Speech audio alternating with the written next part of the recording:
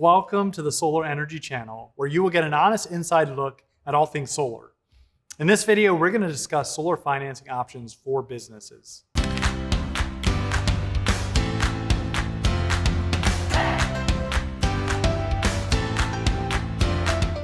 My name is Charles.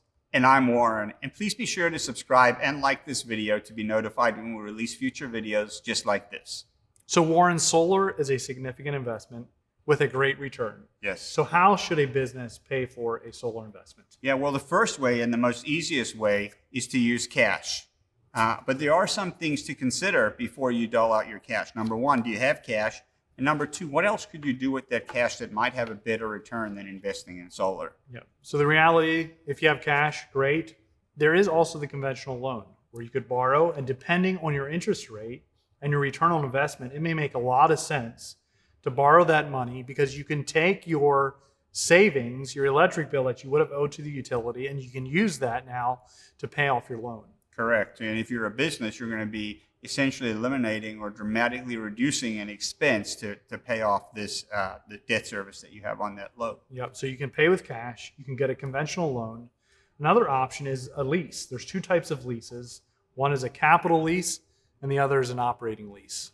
Absolutely. And those are primarily for businesses, the capital and operating leases. And we suggest that you seek the advice on your accountant for what makes more sense for you and your business. Yep. The capital lease is where you actually own. You can almost consider it a traditional loan. Correct. Couched in the form of a lease. Where an operating lease is you actually do not hold title to. You do not actually own the equipment. But at the end of the lease term, you do get the title. You do own the system. And typically the distinction there is that with the capital leases, you get the benefits that come with owning, the tax credits, etc. With the operating leases, you do not. So in most environments, capital leases make more sense for businesses and operating leases make more sense for nonprofit entities. Yep. And then another way that you can invest in solar and pay for that investment is through a PPA. And a PPA stands for Power Purchase Agreement. And what that is a third party will actually own and operate and maintain the system. So let's say you have a nonprofit and they do not want to get a traditional loan or they do not have the cash.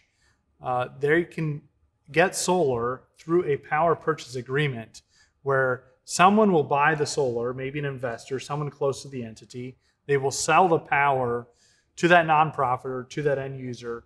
And in that way, they can still benefit from solar. Sure. And PPAs aren't necessarily just for nonprofits. They work well for nonprofits, but for-profit businesses can explore PPAs as well if they don't want to outlay the capital necessary to install solar.